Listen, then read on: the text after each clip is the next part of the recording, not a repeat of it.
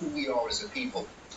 And as we look at the contributions of African people to the world, Professor John Henry Clarke often told us that the missing pages of world history is African history.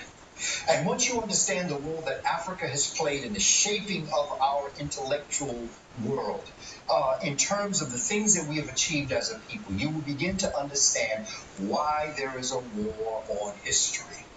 And when you're dealing with a war on history, you're doing more than that.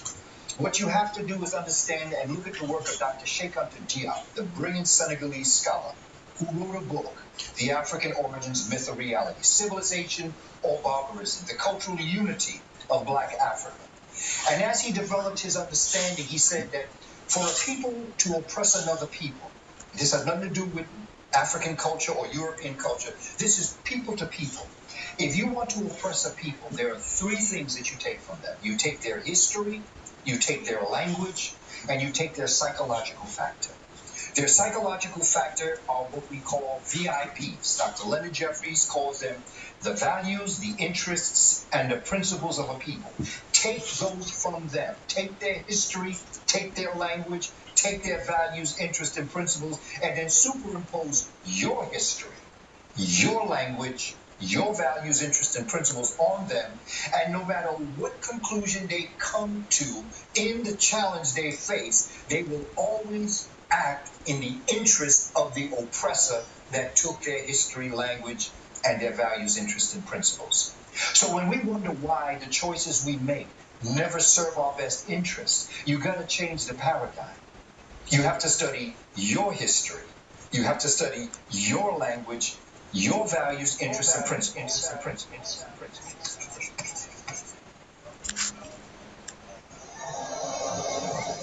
Without question, there's a war on Black history. But I believe that war on Black history is a symptom of a much larger war.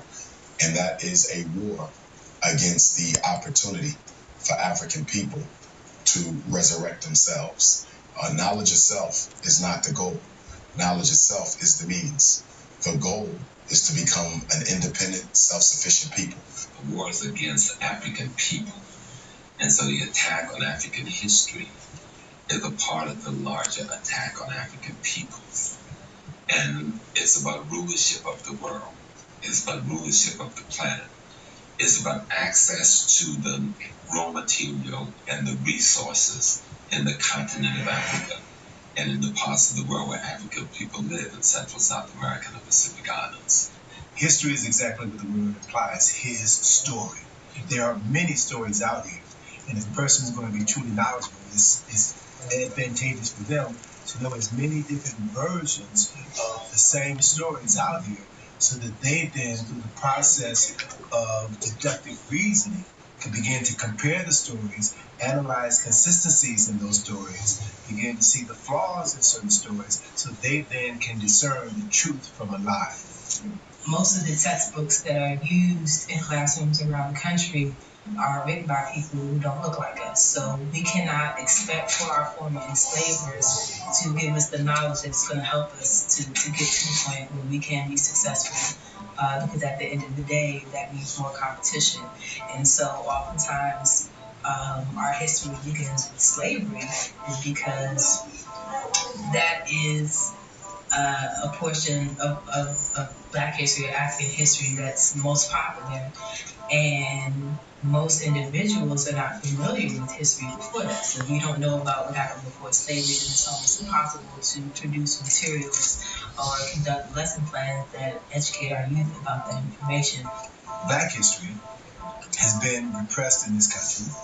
That's why Dr. Carter G. Woodson in 1926 established Negro History Week in order to teach information that was not being taught in this country.